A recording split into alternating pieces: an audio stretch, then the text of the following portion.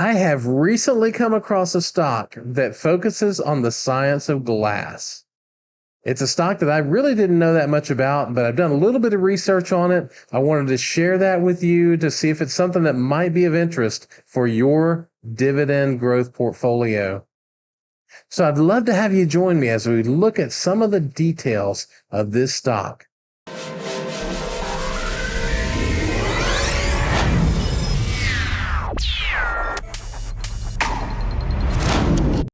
Hey guys, Kevin Burgess back again with another video. I have taken some time recently to think about this whole social media YouTube process.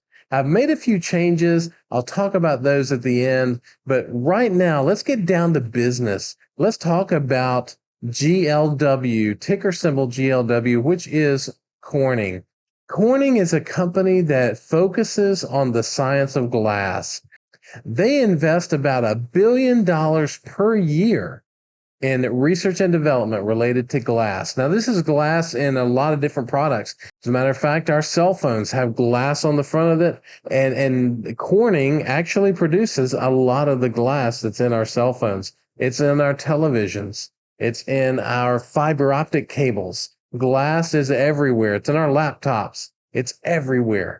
So let's take a look at Corning and see if it's something that might work in our dividend growth portfolio.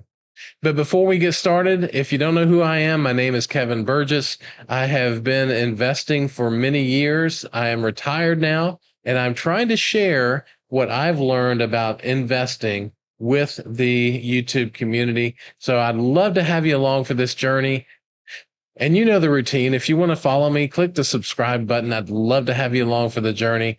And with that, let's get started. So let's take a look at the chart for Corning. It's a ticker symbol GLW.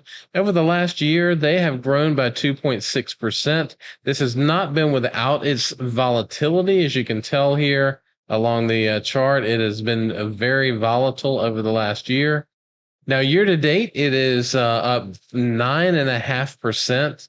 But over the last 3 months, it is down 2.4%. So pretty volatile in the last year. Let's take a look at the max chart, and this looks really wild, right? So let's take a look at the year 2000. Many of you don't remember that. I do. There was a tech bubble, and I think GLW must have been caught up in that. Look at this spike there, and then all of a sudden down to almost nothing. Looks like around $2 a share at one point. So, it crashed really hard down in the 2002 timeframe. But you can see that over the years, it has grown itself back. And take a look at the cyclicality of this stock. So it's important to know that this stock goes up and it goes down. And what we want to make sure is that we want to buy it on the downside. We don't want to buy it at the top of the peak. So as I always do, I like to start with the information provided by Simply Safe Dividends. They've got a Simply Safe Dividend score of 77, a dividend yield of 3.22%. Their most recent dividend growth was 3.7%. So you can see their dividend growth here. The latest was 3.7%, but over the last 5 years, they've averaged a 12% dividend growth. I mean, look at this up and to the right chart here. That is the chart that we really like to see as dividend growth investors. They've got a dividend growth streak of 12 years. So let's take a look at some of the financials. You can see that their earnings payout ratio is around 54%. The projected number is around 54%. This is still, a reasonable number. The challenge that we have is that the free cash flow payout ratio is about 90%. That is a lot higher than I really like. And it's really been all over the place. If you look back here, as a matter of fact, there's some charts here that are so high that it makes everything else invisible. So you look at 2017, they had a 277%, and in 2019, an 1,171%. But here recently, they've had 83%, 45%, and then this past year is 90%. Looking at their earnings per share, it has been increasing over the last 10 years, but it has been relatively flat and appears to be moving flat again in this next upcoming year. Free cash flow per share has bounced around quite a bit. Shares outstanding, they have bought back quite a few shares over the last 10 years. I mean, take a look at that. From 1.5 billion shares to about 857 million shares, they bought back, almost 50% of their shares in the last 10 years. So, wow. Their sales are up and to the right. We like that. It has been flat from 21 to 22, but I think in this economy, flat is actually not too bad. Return on invested capital appears to be a little on the low side. It is running at about 9%, where net debt to capital is around 36%, so that's not terrible. And then the interest coverage ratio, however, is below 8, which is what we like to see.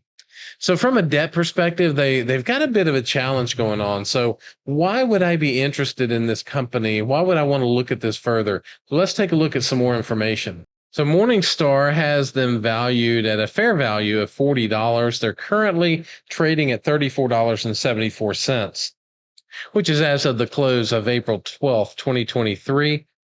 Their economic moat is narrow, and that means that Morningstar believes that they will be able to add economic profit based on their competitive advantages that they bring to the marketplace. So that's a good sign. They also indicate that their capital allocation is exemplary. That is the highest rating that Morningstar can give on the capital allocation. So those are all good indicators. So it's basically trading, according to Morningstar, at a 13% discount. And it's got an exemplary capital allocation as well as a narrow economic moat. And if we take a look here, we can see that they updated their fair value on January the 31st of 2023. So a mere month and a half ago. So that should be relatively recent. So one thing I like to do at times is to test it. I'll go to Alpha Spread, kind of test this out a bit. Alpha Spread has the GLW intrinsic value at around $41.83. And again, fair value is not a number. It's more like a range. And so when I look at fair value, I'm looking to see, does one source have it, valued at one way off number from someone else? I'm looking to see where the fair value range is, and it looks to be around that $40 to $42 range, which tells me that if it's trading below $35, it's trading at a discount. But usually when a stock trades at a discount, there's a reason, and we want to find out what that is. So one of the things that Morningstar says here is that they expect Corning to increase revenue at a 5% compounded rate, which is very good, I think, in this particular environment. They also believe that there are headwinds that will cause low single-digit growth in 2023 and mid-cycle growth thereafter at around 6%. But I think here's the crux of the matter. We see and this is Morningstar again, we see a weak but recovering display glass market continuing to weigh on profitability in 2023, but forecast meaningful improvement back to healthy margins in 2024 and after. So here's something that I think is key in Morningstar's analysis. We forecast adjusted gross margin of 42% and an adjusted operating margin of 22% in 2027, the final year of our explicit forecast. And again, this is compared to 36% and 17% respectively in 2022. So in 5 years, they expect Corning's margins to grow, gross margins to grow from 36 to 42%, and their adjusted operating margin to grow from 17% to 22%. That's healthy growth, and that's what we look for in a dividend growth stock. So let's move on to fast graphs. Take a look at this chart. This is interesting. There's the orange line is the historic, 15 times price earnings. And the blue line is the price earnings, which is normal for Corning, which is around 17.15. So they are trading in between 15 PE and 17.15 PE. And if I look at this on my chart, it is 16.67 times earnings. So, what does all this mean for me? I am really intrigued by Corning. I think that in the long run, Corning is going to be able to provide some value in our portfolio.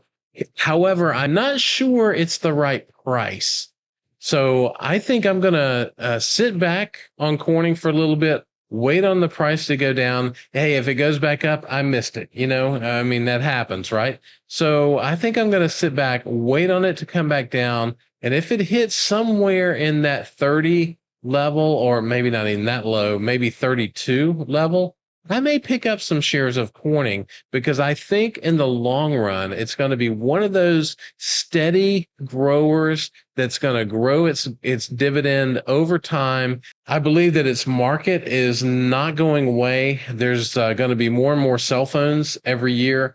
It's in fiber optic cable, and there's fiber optic cable expansions all the time. It is also instrumental in the expansion of the 5G network. So as that moves forward, I think there's going to be a more of a demand on Corning's products.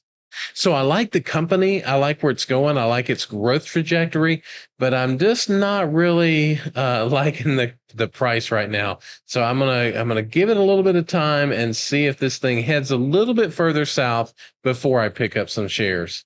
Now, guys, I've taken a little bit of time and thought about this whole idea of YouTube and what I'm really wanting to get out of it. And what I've figured out is, for me, what is beneficial is the camaraderie. It's the working together. It's talking about stocks. It is this community that we have as dividend growth investors. So I am creating, and I have already created, an Instagram account, and it's called Dividend Investing with Kevin. How original can that be, right? So right now I have 2 followers, and one of them is me. So and one of them is my niece.